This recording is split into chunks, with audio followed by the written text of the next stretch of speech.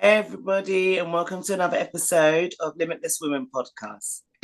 I'm Gina, your natural holistic mystic. I'm a transformational coach, a certified leader of women's circles. I lead workshops, I create retreats, and I speak as on women's empowerment in various different events as a keynote speaker. This podcast is about letting your light shine.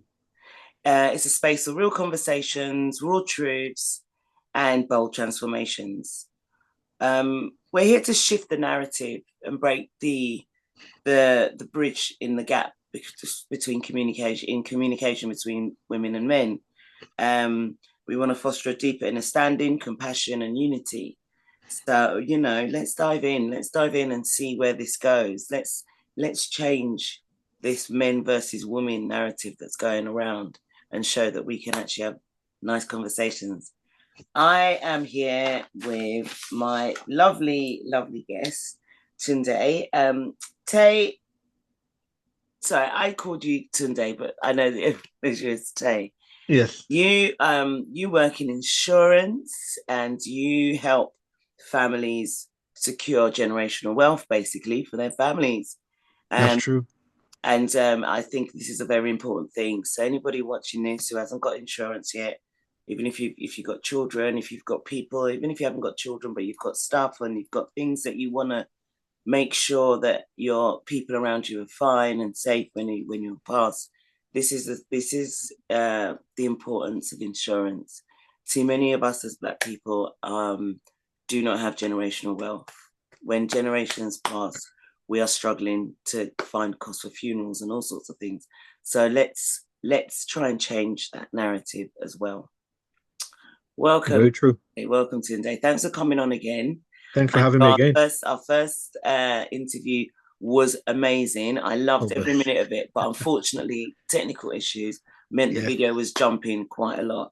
So I've called you back in again, and you've been so gracious to give me more of your time so that we can go over these questions and so people can really hear all the magnificent things that you have to say. Thank you. You're very welcome. Thank you so much. Thank you. Do you want to introduce yourself a little bit? I mean, you will have some time at some point to talk a bit more about your stuff, but yeah, just say hi. Hi, my name is Tai, but obviously our mystic here knows me as as Tunde on a different platform, but I'm still the same person. Tai Babatunde is still me. And as you rightly said, yes, my mainstay or my main focus is insurances, particularly for the people that you and I belong to or come from. We always come very late to things, and when we do, we're not too serious sometimes. And since I've been an insurance broker for the past 5 years, I have seen how many people have benefited from insurance, and I've seen how many people have even lost the chance to secure their futures because they were either complacent or blasé, about it. And it's a case of, oh, I don't think I need it. I think it's too expensive. But what is too expensive now, it's nothing compared to what you're going to be losing if the reason why you needed insurance does happen. So I'm very sometimes frustrated that our people always either drag their feet, or when they know it is their own kind that is doing it, they can be very lackluster about it. But I'm sure when they go and talk to people who are not of our hue, they give attention and they're serious. And that's one thing that I would implore and beseech, if I can use such a word, that if our people are engaging another Black man or another Black person when it comes to any services that they render, they should please take it seriously, because time is money. And if somebody has taken the time, just like me, just like you've taken the time for you to shoot me, I can't afford to just waste your time, because I know I don't know how the level of planning and organization that you may have had to do to get me here, for me to not say, for me to not even communicate to you that I'm not going to be there, or for me to be late, or for me to not even respect that effort you've put through. So our people are like that when it comes to services that they're taking from us, and that should change, because each one teach one, each one brings one up, each one takes one further, and that's the benefit of insurance. And even if you don't buy insurance from myself, the industry needs Black people, and there's a lot of income that can be amassed by being an insurance broker. So even if you don't want to be, even if you don't want to take insurance, if you're looking for an added second hustle to have, or a business that you want to focus on and thrive in, this is it. And I'm happy to guide and help if at all, if it's the insurance you want to take, or if it's the occupation you want to try out. Yeah, I mentioned this when we spoke before, but I did see some quote somewhere or some article somewhere that was talking about America, and it was talking about a lot of American people don't get, a lot of Black Americans don't get insurance, and if more Black Americans were insured, the police would not be so quick to eliminate them in shootings, because the insurance claims, I can imagine in the US, be huge, would yeah, be huge. And once the finance sector is hit by a problem, then they pay attention. So if Black people are watching this and thinking, oh, it's just extra money, it's just a waste of money, this, that, and the other, it's really not. It's really, really not. It's important that you do get yourself insurance so that we show up as a set of people that take our lives seriously. Yes, and it could affect and affect policies in the future, because as rightly said, if people's pockets are hit, they are more bound to fix up and to shape up. You know what I'm saying? And like my twin brother always says, pleasure and pain, those are the two things that human beings run to or run away from. Yeah. So if anything is pleasurable, everybody wants to eat. If anything is pain, people run away from it.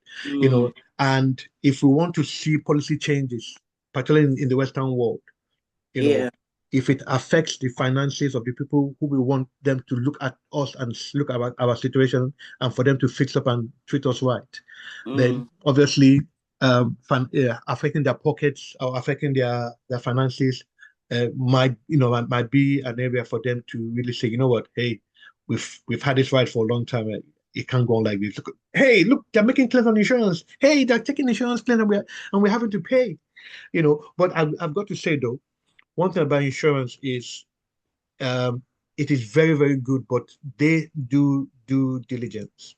So if you die committing a crime, if you die because you're part of a criminal network, and they can prove that you died from that criminal network, then obviously they're not going to pay. But obviously, if you get killed by the police, or you get run down by a car or whatever, then the insurance company will definitely pay out. They do that due diligence, which is why I always say, when I'm doing my policies with my clients, that be above board, because one lie, however big or small, could mean either a whole of the payout being paid out, or some or nothing being paid out at all. So let's just be mindful about that. Yeah. So that's really important too. Yes, I agree. So talking on that is great, and I love that, and I'm sure we'll keep touching on it. But this what I want to talk to you about, and I really loved a lot of things about what you said the last time. So I'm going to try and maybe vary it a little bit. So first question I'd like to ask you is, who or what inspires you the most in your daily life? How do you integrate that into your daily life? Well, I don't have one person that inspires me. But if I have to choose one person, I would say it's probably my twin brother. His view of life and his views of having to deal with situations, I find it very, very refreshing, and I find it very very dynamic. And sometimes we get stuck in our head, or we get stuck in a situation, and we are afraid of making the decision. Just make one. And I think from my twin brother, and also from every other thing I've seen, read, or heard, is being able to make a decision, stick with it, and see it through. And that is something that my twin brother does, that inspires me. That's amazing, and that's a very good thing to live by, actually, to make a decision and see it through. Many of us doubt ourselves and change our minds and dither about and do these different things when we could just just get on with it, you know. Let's get on with it. Yeah. Better done than perfect, is one of my good friends. Oh yeah, that's a good one. Better done than perfect. Or the one I've heard is don't let the perfect affect the good. Yeah. So what's this was a question that I asked you before, but I'm really keen to hear what you say anyway, in case that was one of the jumpy bits. Okay. It was what do you think a misconception is about men that we need to address in order to bridge the gap in communication? Yeah, that men don't have feelings, or men don't want the same things that women want. And as I said then, I'll say it now. We are wanting the same things, but just coming from different roles Yeah, into it, or using different words. So, women said, "Oh, men should value us," but yeah, we are saying women should appreciate us. So, if you yeah, if you look at the words value and appreciation, yeah. they could be interchangeable, or they could be conflated, but This we is are it. all coming from the same premise, but just looking at it from either with different Yeah, words or different affirmations or with different yeah, lenses. yeah. I totally hear that. I totally hear that. We all have, and that's kind of part of the empathy level of things. Really, is having an understanding that just because they're a different gender to you does not mean to say they don't have feelings, that don't have Mm, thought processes that are centered around wanting to meet somebody. true, You know, that true. they don't want to have love. You know, not all men just want to go and put it about and do this and the other, which is a misconception um, that is held about men. Even if quote unquote men want to put it about, right? It doesn't come without its problems. Yeah, So even now that some female of our species are now saying, yeah, if men can sleep around, we can sleep around. But who is going to receive more of the burden, you know, yeah, when the shit hits the fan, proverbially?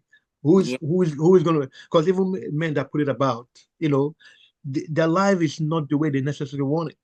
no, Let alone a woman who has to stay with the chance with pregnancy, with mm, STD, or even with proof of paternity, which is mm, what every woman wants. They want the most viable person to be the father of their child. But if you cannot even point to the person who is the father of the child, then how did that venture even work out for you? and also it's interesting. I was talking to a guy the other day about relationships and talking about the fact that they were talking about um, liking to have different changes and different this and different that. And I was thinking to myself, you know, actually, there is more joy to be had in finding a partner who you can share all these amazing things with in life than having lots of different partners that Mm, will then it be brief. And how deeply can you go with several different partners as you mm. can with one committed person? Computer partner, yeah, Sometimes people see that as the boring element of life, but actually I think it can be the most joyous. yeah. But again, life is boring.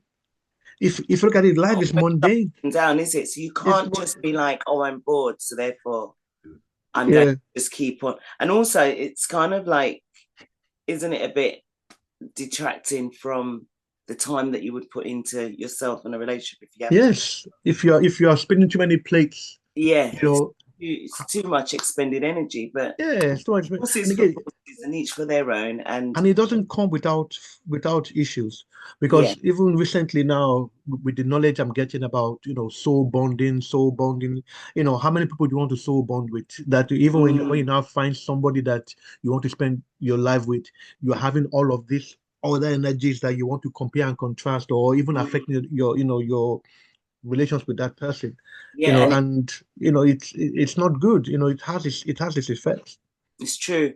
I suppose the distraction of it all as well means that you don't focus enough on your own on one thing. So yeah, as Mm. you said, you split yourself too thin. Okay, so what does vulnerability mean to you? And how is have you embraced vulnerability in your journey? Do you?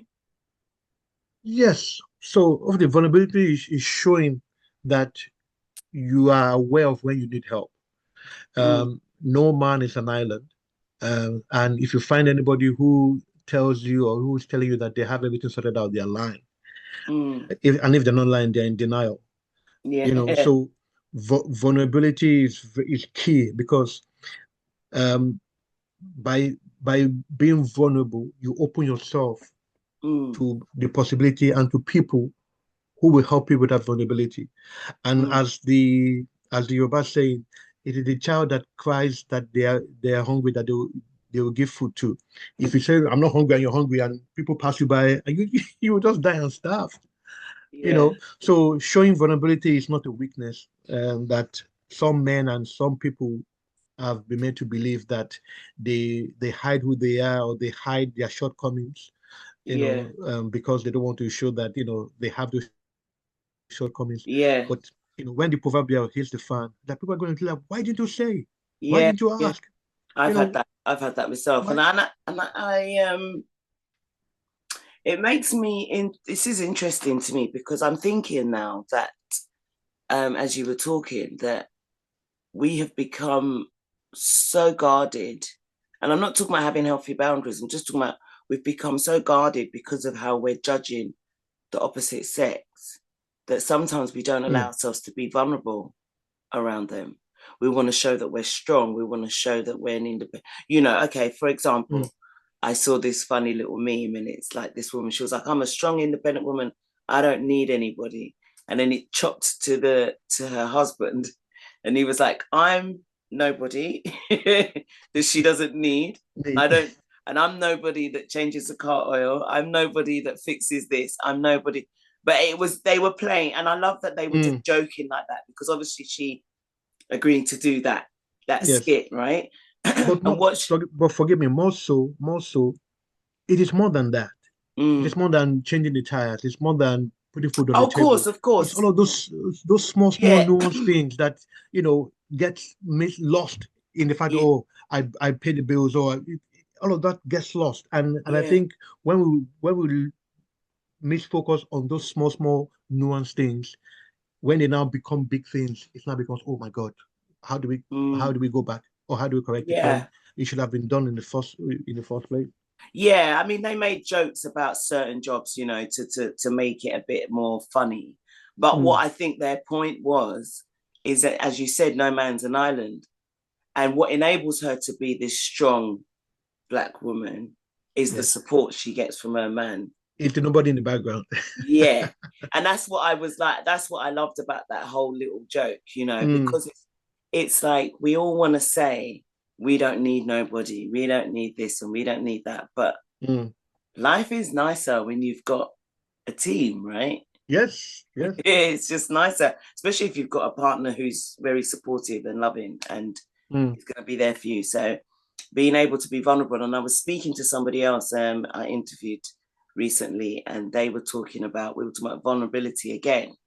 And they were told by someone that they had gone to some event, and they were doing some practices within the event, I guess. And the person says, you're not being vulnerable. You're not showing vulnerability. Now, the thing is, vulnerability appears differently to someone else as it is to someone. Just because you don't break down in tears and start crying doesn't mean to say that you're not feeling vulnerable and you're not experiencing it.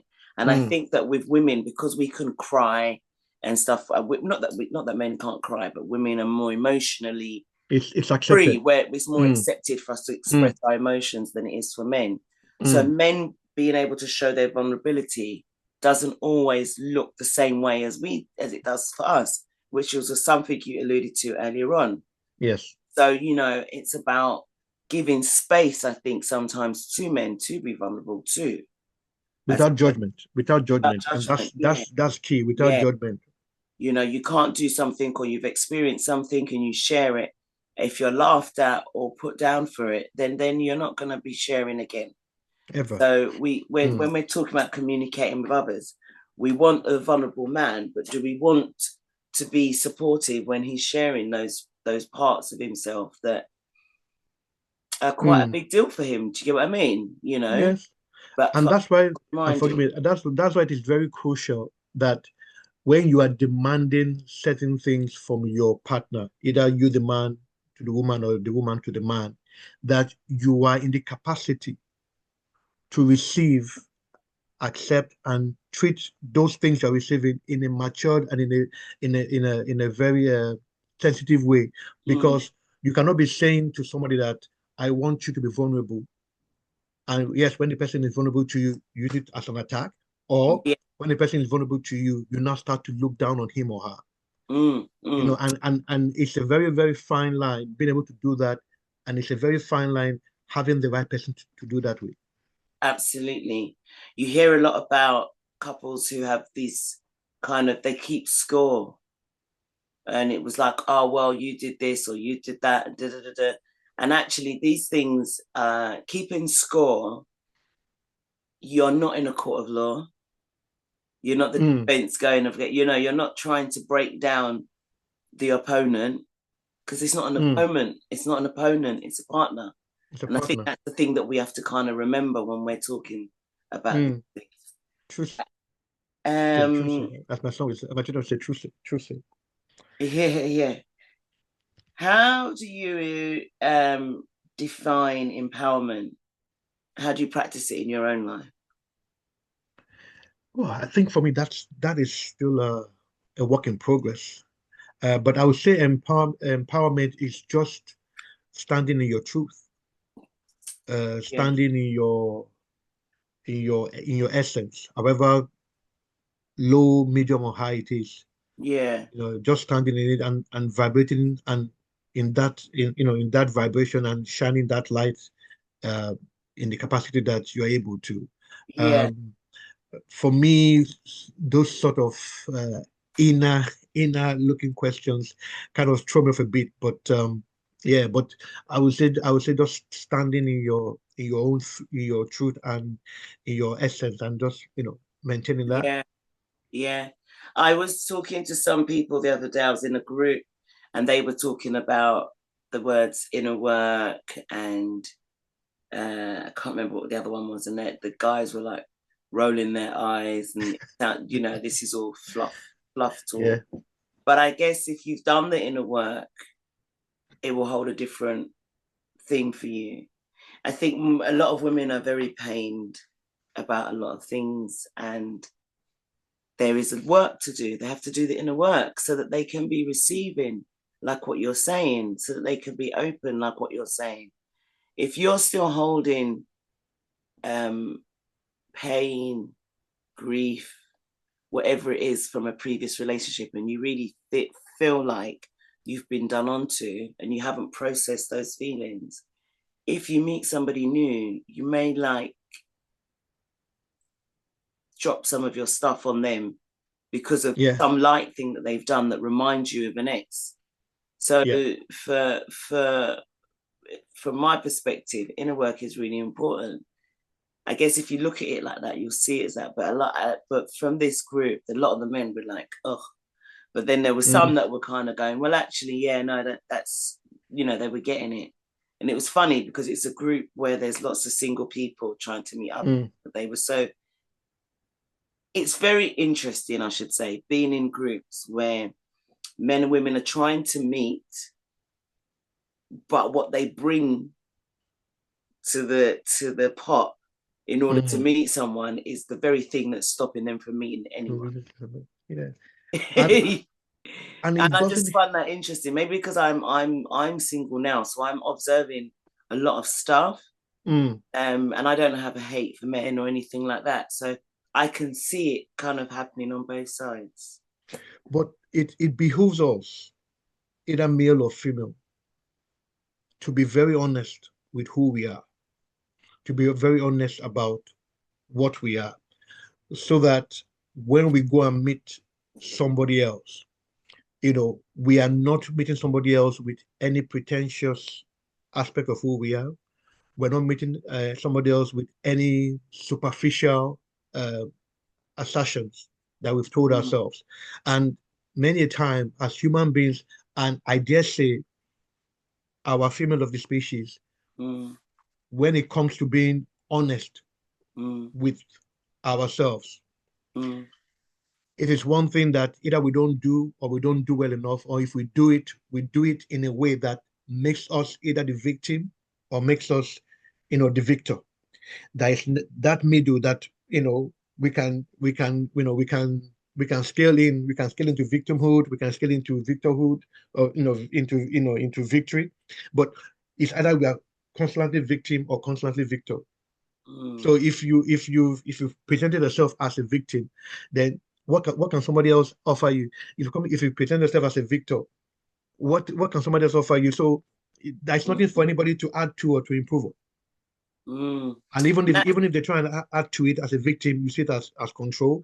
And if they try and add it as a victor, you see it as as overbearing or trying to control. Again, Yeah. I hope I'm making sense there, but yeah, you are. You're totally making sense. And I came across this term called radical humility some time ago now, and I've been looking into it. And it is that middle space. It's that middle space that says, actually, I could be wrong.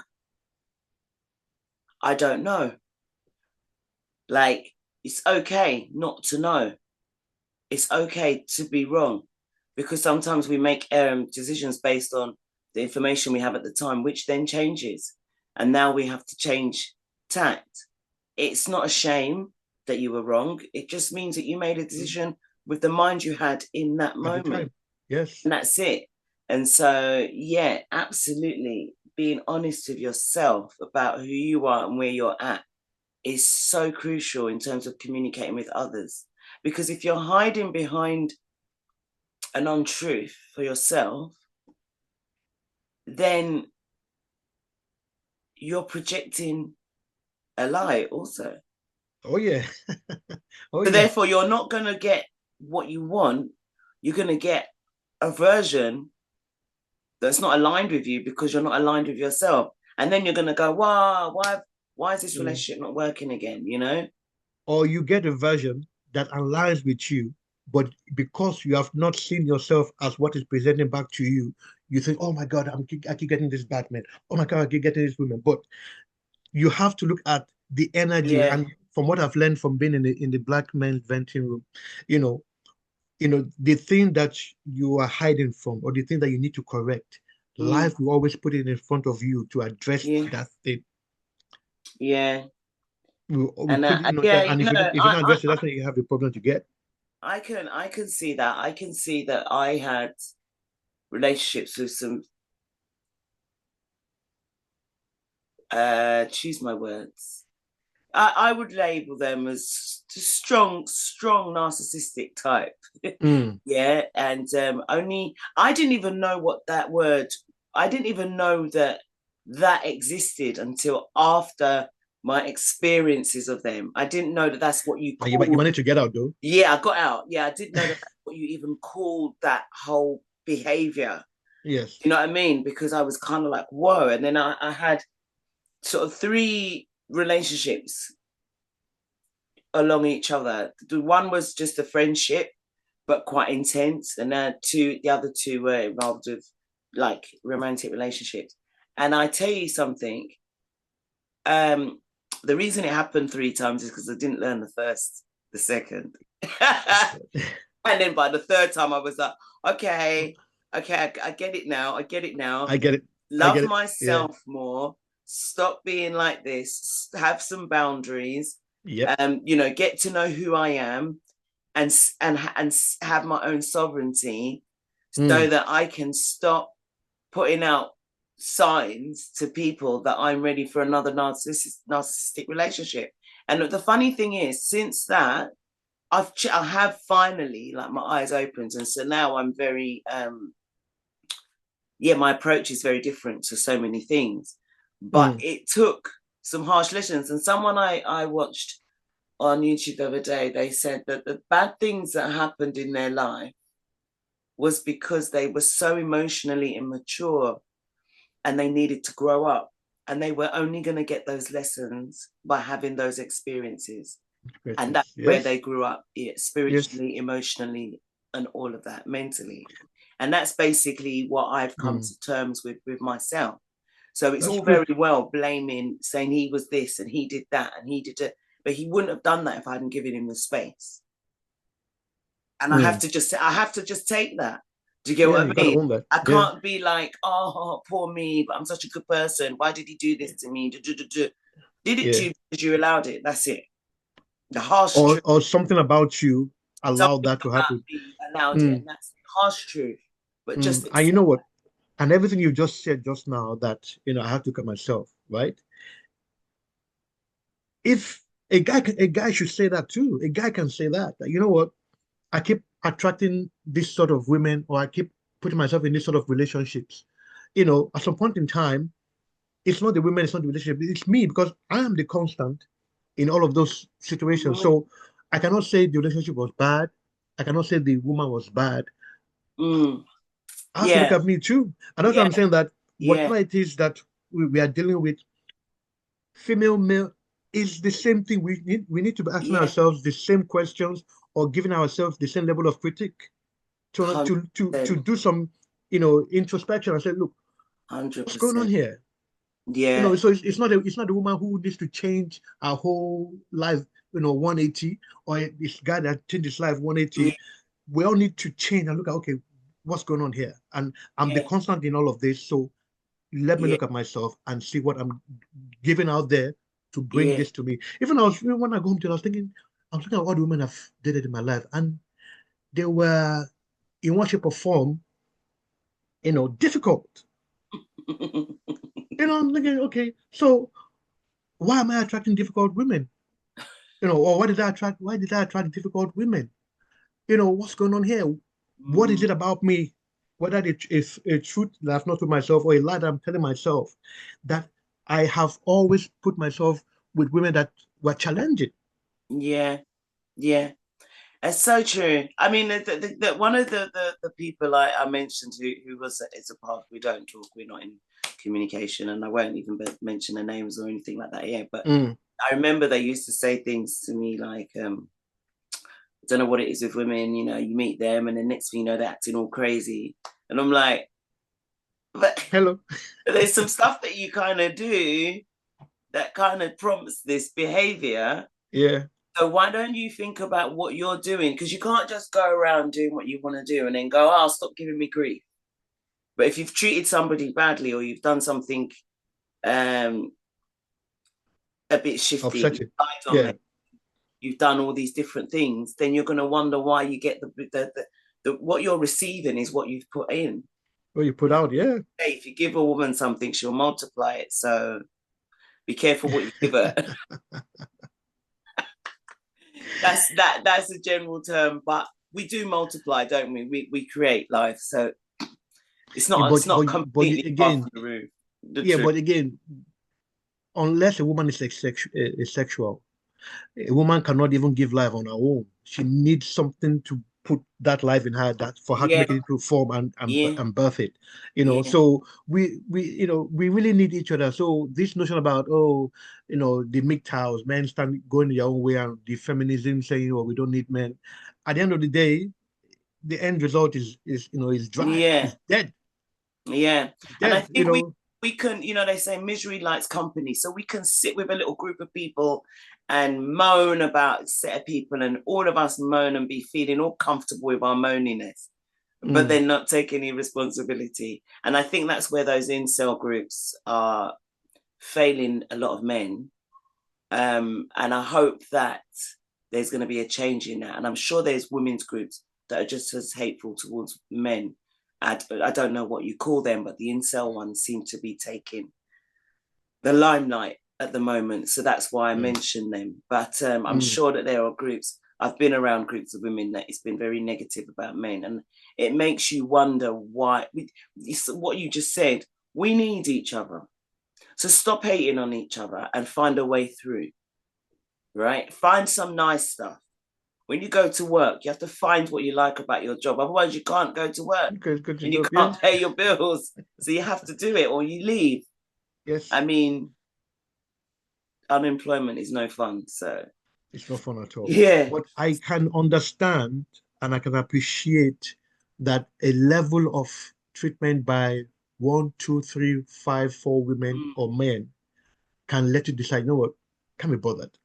mm. And the saddest thing is, when I was guesting on the men's radio show, And now just as well, talking to other women, do you know the amount of people that have just decided I'm not even going to bother anymore? I'm just going to stay on my own.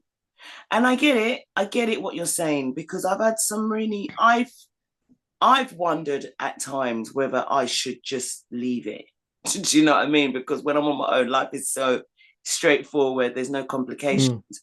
But I also really enjoy the partnership of something. And I like men's versions of things. I like listening to men talk. And one of the things I really enjoy is if I get a group of guys in a group chat or something talking about football, the way they talk about football, I swear it's like, if a woman wants to talk to a man about anything emotional, and he likes sports, if she can find a way to put everything she needs to say to him into some kind of sport analogy, she will be fine. Because I've heard men talk about a match in a way that was just eloquent, beautiful, emotional, expressive, and it's all about a football match.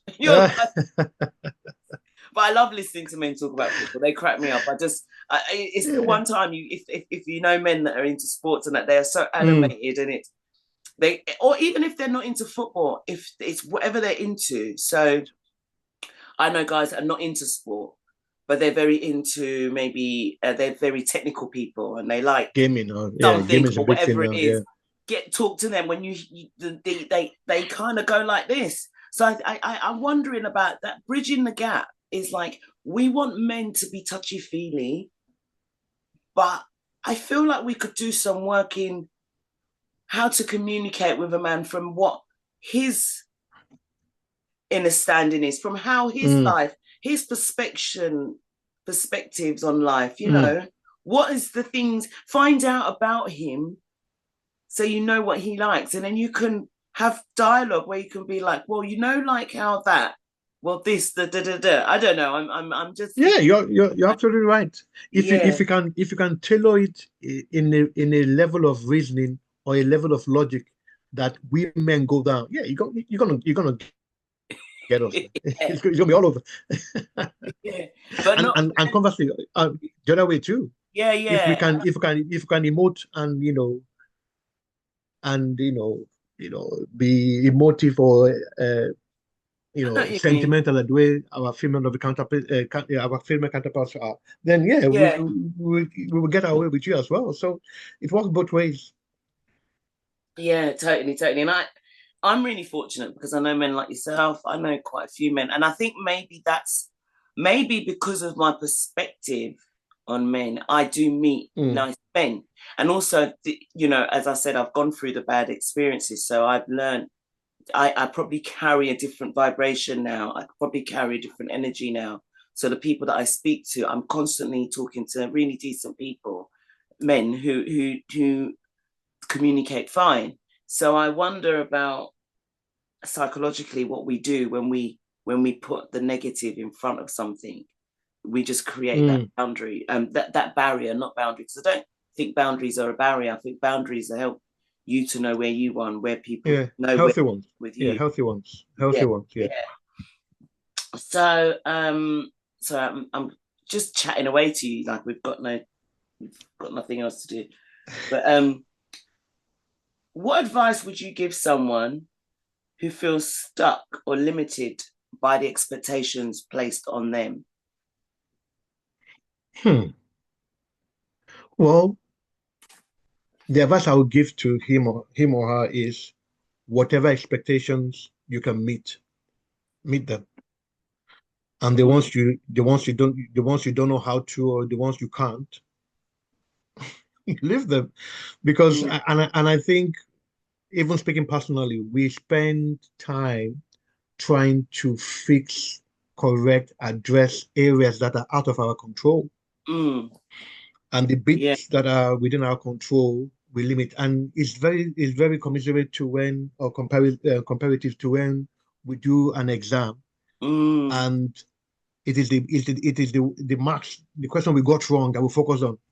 And the ones we got right, we don't focus on. I can understand that maybe the ones we got wrong were the ones that were silly mistakes, or the ones that we could have paid good at more or good attention to. But there's still a good amount of positives here that we don't look at. And I think as human beings, we are geared to always look at the negative because that's where we want to correct. Because this is always good, and that notion of if something is not broke, you don't fix it. Yeah, that's good. So let's not look at that. But this is bad. Let's focus on that. And I think sometimes, even when it comes to personalities or relationships, we focus on trying to satisfy areas that no matter what we do, it's like changing a man's behavior or changing a woman's behavior. That I'm understanding now, that is not within your control. It's up to them to want to change for you or for themselves. And if they're not willing to do that, you just do what is best for you. And if it is beyond what you can manage, then you have to decide if it's better to continue or it's better to walk away. Yeah, totally agree with that. I mean, you can only do what you can do. And we do focus so much on the negative, so much. And I think that's why affirmations are becoming popular, because people are actually choosing some time in the day to say good things to themselves. It's not necessarily going to change your life overnight, but it will change your perspective on things, and it will help with the psychological warfare that we tend to have on ourselves. We spend so much time. If I say to someone, what do you like about yourself? Oh, they can tell. Literally. The list goes long. When I say, what do you love about yourself? They're like, Yeah. And they have to think, even though they look at themselves every day in the mirror and make sure that they look dressed nicely before they go out. They know that there's, I don't know, whatever, but they can't. It takes so much longer. That's why my women's circle, every week when we meet up, we have to talk about what we have value in ourselves, what we love about ourselves. Because if there's no other time you do it in the week, profound. In the circle, you will. And that comes from upbringing, So your upbringing is what will shape your notion of yourself, and I think, even bringing parenting into it now, because we're part of that group as well. You find out, I find, and I would give a good bet that the young people we're having today, if we ask them what they like about themselves, they will tell you just readily, because we who have come from parents who are not able to emote, who are not able to be loving and kind, we've understood what that is. And some of us are saying, you know what, I didn't like me right now. I didn't like what happened to me as a child. I'm not gonna visit that onto my own children. So I bet if I ask my children, what do you like about yourselves? Like, I'm sure. I bet my youngest, like, he will just give many words to express how he feels about himself. But I just wanted to say that environment really plays a major factor and shapes that. Yeah, it's so true. I think young people, we're telling them more now. I think as Black people, we've been used to don't be too boasty, stop being a show off. If you go on too much about yourself, it's like you're trying to make out like you're better than other people. It's like, I'm just celebrating something I did, or I'm not trying to be better than anybody. But that's the connotation that comes forward. And then, as you said, you mentioned earlier on about Black people buying from Black people. You're talking about now, when we project ourselves doing something good, it's like, oh, she thinks she's too nice, I'm not going to go there. It's I go and get it cheaper from whoever up the road, that's not Black. But then how does our economy reach a level where it's affordable for everybody if nobody's buying?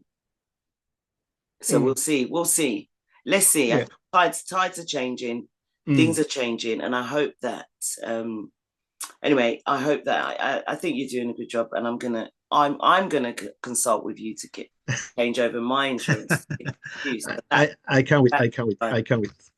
That's a sign of my appreciation. And forgive me just to interject. So what you just said, right? It's an attitudinal thing, right? You must be willful about it. You must say, okay, Yes, I'm not saying go and meet a black person or a black business that is unprofessional, is Mm, unserious, that yeah. is rude to you, right? So with this thing, we need to be intentional. And if we don't have any black person who can do what we're looking for, then fine. Mm, Find the best person elsewhere, whether it's a female person, it's a brown person, it's a yellow person, because that service is key for you. But mm, if you're in front of a fellow black person, requiring a service, then I, who's giving the service, have to be professional and courteous and respectful of you, mm, and you, who's receiving my service, have to be professional, courteous, and respectful of me. mm-hmm, End of. mm, mm. End of. Because we would do those same things, being professional, courteous, and respectful, if the person is non-black. So why can't we be those three things when the person is black, business or Yeah, not? yeah, 100%, 100%. So I'm coming to the end of our interview. Oh no, I'm enjoying myself too much. So I'm just trying to think what I want to round up with, because you did give me, in fact, I quite like that proverb you gave me, the Yoruba proverb you gave me. It's the child that cries that you give food to. Or you give attention to. I give Yeah. attention to. Yeah, yeah, it's true. It's true. And that's why the people that are shouting the loudest are getting the most attention at the moment. And the people There that you are go. saying that the narrative, trying to say that the men and women are this and that, they're the ones, people who are upset speak up more. Yes. People who are complaining, if someone has a good service, they're more likely to have a good service and go away and tell a couple of friends. If they have a bad service, they'll tell everybody. So that's kind of, I don't know what is wrong with us as human beings, why we have this default to the negative, but this is how we are. We need to unlearn, we need to unlearn, we need to unlearn everything that, the last 400 years. Yeah. We need to really unlearn everything that, we have been given as a platform or as a template. And Mm. we need to look at it and say, okay, does this make sense now? We're going to keep it. Does this make sense now? No, throw it away. Mm. So Yeah. we need to be constantly checking, you know, throwing away, adding this, checking, adding that, throwing away. We need to, Mm. because 400 years of misinformation, 400 years Mm. of bastardization cannot be Mm. corrected, in a century. We need Yeah. we need 4 centuries, or we need 4 centuries to get back to point zero, let Yeah. alone going to point one, point two, point three, point four, point five to one, point one, point two, point Yeah. three, point four. Yeah. So it's a task, and those of us who are aware of the matrix and how we have been formed, and why we are the way we are, we're the ones who are able to have this sort of dialogue and this sort of appreciation. Yeah. And look, when you're with a black person, or when you are as a black person, you need to just be upright, like Thomas Sankara wanted us to be. Upright men and women. We need to be upright, and that's what we need to be. Whether or not we are with our fellow black person or with a non-black person, we just need to be upright, so that Mm. how we treat people is how they will treat us. But now you have some idiots who will treat you differently because they want to put you down. That's Mm. them. That's not Yeah. you. So Yeah. let Yeah. them go and find somebody who will treat them the way that they deserve. But you just maintain your uprightness and Yeah. your decency. Yeah. Yeah. 100%. So thank you so much for coming on this show. I've really enjoyed talking to you again. And I loved, we went through that whole thing without, I think I saw one teeny little glitch, but then it's smooth. So we're going to be Okay. fine and everyone's going to hear everything that you said. Do you Amen want to to that. tell people about your company, what you do, and just Okay. to round up? Okay. So as I said in the beginning, I'm an insurance broker. I've been doing it now for the past 5 years, and I really want to help everybody with generational wealth, but particularly people who share the same ethnicity as you and I, because as I said then, I'm saying it now, we come into information late. And even when we come into information late, we are not ready, we're not prepared. And the insurance um, business and the insurance environment is geared towards helping us. The insurance companies, they release figures every year to show payouts that they are making, and they're in millions. All right. So if you're a person who believes insurance companies don't pay out, I can show you pages and pages year on of them making payout, because what does it benefit them not to make a payment, or not to make pay a claim? Because if everybody believes insurance companies don't pay, who is going to buy into it? So it is even more incentive for them to make sure that they're paying, so that people buy into it. Because by people buying into it, it means they can now offer more opportunities, to increase pay, to increase payouts, even to include more protections that that they may not have been able to do, or they may not have wanted to consider. So I would say that if you have an insurance policy, check if it is fit for purpose, and you need to be reviewing your insurance at least every 4 years, or every time there's a new change in your life. You get married, you have a new child, you get divorced, you buy a new house, your job increases, so you become self-employed, and particularly people who are self-employed, they are missing a treat with this insurance called income protection. Now, income protection is an insurance that is your backup and your own sick pay as a self-employed person, because as self-employed, you are both employer and employee. So if anything happens to you that stops you, Gina, from doing this podcasting, or if this is how you're making a living, where does the finances coming from? But by having this income protection insurance, you are safeguarding yourself that at least all your monthly expenses, your rent, your mortgage, your bills are paid. And if we're paying our rent, if we're paying our mortgage, and we're able to put food on the table, realistically, we're doing okay. We're doing okay. It's and like as it has been said, we are one. I think did they say 1 or 2 paychecks away from being on the street? Yeah. So why say I would risk the chance of being on the street because you don't want to pay £50 a month for income protection? Or why risk the chance of being destitute financially, or even health ridden with ill health, because you don't want to take critical illness? And these are insurances that are very crucial for all of us to have, because if those things happen to us and we don't have those safeguards, I'm sorry, it's all over. Life insurance that everybody takes is standard, but it's not you, the taker, who benefits. It's your loved ones, and that's why they tend to be cheaper. But the ones that you benefit from, that you will be the one to reap the benefits of, is the income protection, the critical illness that many of us tend to shy away from. And when many of us have life insurances, it's just life insurance we have. But it's not even you who benefits from it. It's your loved ones, which is good and which is benevolent of you. But what other protections have you put in place for you to protect your health, protect your income? And that's where those insurances I mentioned come in, and that's where I come in as a 5-year expert in this industry and in this process, to help you on that journey. And insurance is mostly about value. Once you understand the value, the price will never be an issue. But if you are price conscious or price focused, still fine. We can help you find something within the bracket that you want to pay. Fantastic. And obviously you have all my contacts that you put on there. Yeah, so they can contact me on that. Absolutely. And I'll give them a discount if they come through you and they mention that they came through you. Sure. So everybody can find his Tay's information in the comments below. And if you liked this podcast, if you enjoyed listening to what we're talking about, please follow, like, reshare, and let's keep these conversations going. Thank you so much, Tay. Thank you for having me.